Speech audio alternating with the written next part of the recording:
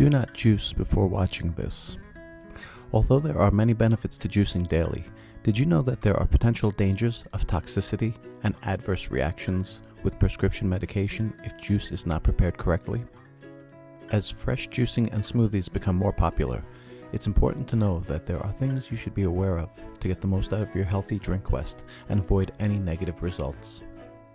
First off, this video is not intended to discourage anyone from juicing or creating smoothies, as there are amazing benefits to be had when done correctly, which include better health and more energy.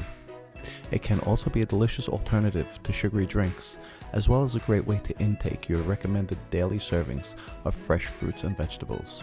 Fresh juices or smoothies done properly can be very healthy, so let's keep a positive approach to safe juicing, but raise awareness of a few concerns. One upfront warning: daily juicing of fruits are not a good idea for people with diabetes who may be on medication to regulate insulin activity. Drinking too much juice could lead to unstable blood sugar levels. A good rule of thumb is that anyone who is diabetic should stay away from fruit and sweet veggies such as carrots, beets, etc. Another very serious thing to consider is that citrus juice in general, like orange or grapefruit juice, can elevate the potency of certain pharmaceutical-grade cholesterol medications many times over to a dangerous level. It is very important to always read the prescriptions pamphlet, as simple things like this can easily get by you if you are not aware. This, as all of our videos, are not intended to replace professional advice of a medical practitioner, so please always consult your family doctor. We just like to raise awareness on the topics that folks may not even realize need to be looked at a bit closer.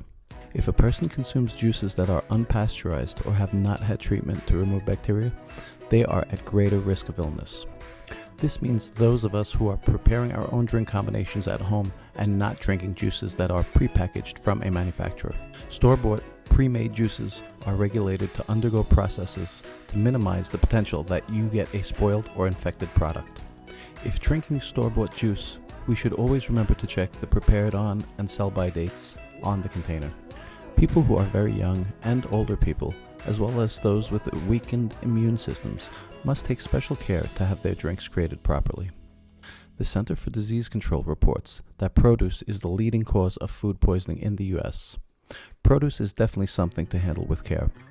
Packaged, pre-cut leafy greens, as well as melons in particular, are relatively high on the list.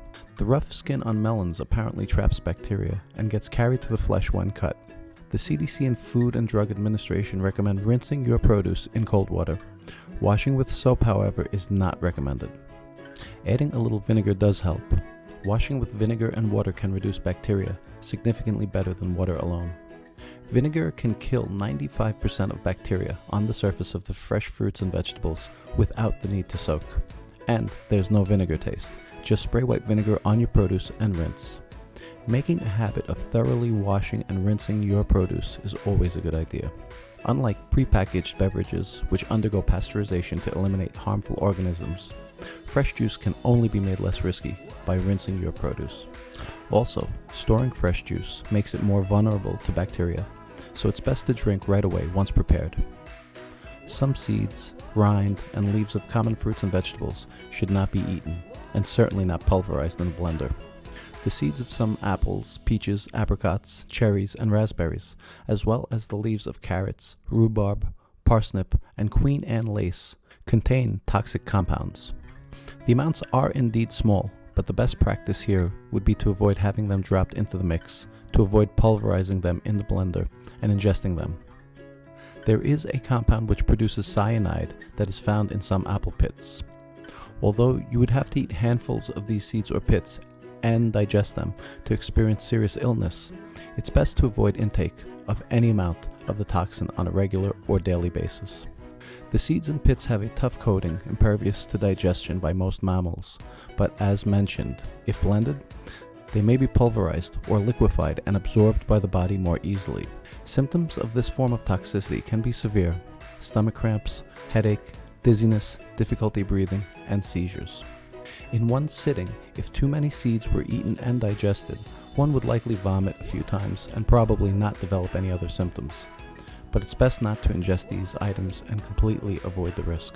So make sure to cut your apples and fruits in a way that does not include the pits. The rind of orange and grapefruit also has a small amount of a toxic compound, which is used as an insecticide. Ingesting a small amount is probably safe enough for you and your pets, but several orange peels will definitely cause stomach upset. There is also mention of toxic substances in some sprouts. However, as with the toxin in apple seeds, it is a very small amount. An adult would have to eat 14,000 milligrams at one time to feel any toxic effects. A large helping of alfalfa sprouts gives you only a few milligrams. The thought here is not that one interaction with these substances may do significant harm to you, although it may.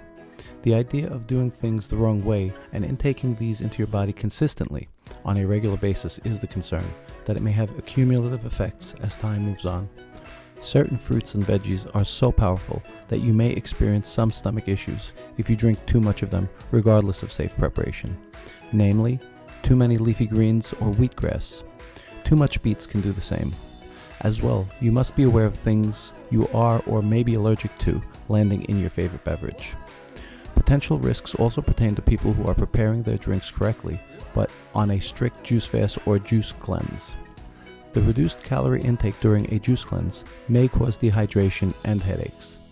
As well, drinking large quantities of juice may also be harmful to those with kidney disorders. If you're fasting on juice alone, you can get all necessary nutrients from fruits and vegetables, but special attention needs to be paid to overall nutritional requirements during long juice fasts or diets. The nutrients which need special attention or supplementation are iron, protein, calcium, B12, zinc, and omega-3 fatty acids. These are important nutrients that are difficult but not impossible to get from a vegetarian, vegan, or all-juice diet. For people with thyroid issues, compounds in raw cruciferous vegetables may interfere with your treatment. Always speak to your physician because thyroid and other health problems can alternately be effectively improved with certain fruits and vegetables. Cruciferous veggies include kale, broccoli, cabbage, bok choy, cauliflower, turnips, arugula, Brussels sprouts, radishes, collard greens, kohlrabi, rutabaga, and watercress. Compounds in dark leafy vegetables like kale and spinach can also interfere with calcium absorption. It could be recommended that these rich foods be added to your juice recipes sparingly, maybe only 2 to 3 times a week instead of every day, especially for those with osteoporosis or rheumatoid arthritis.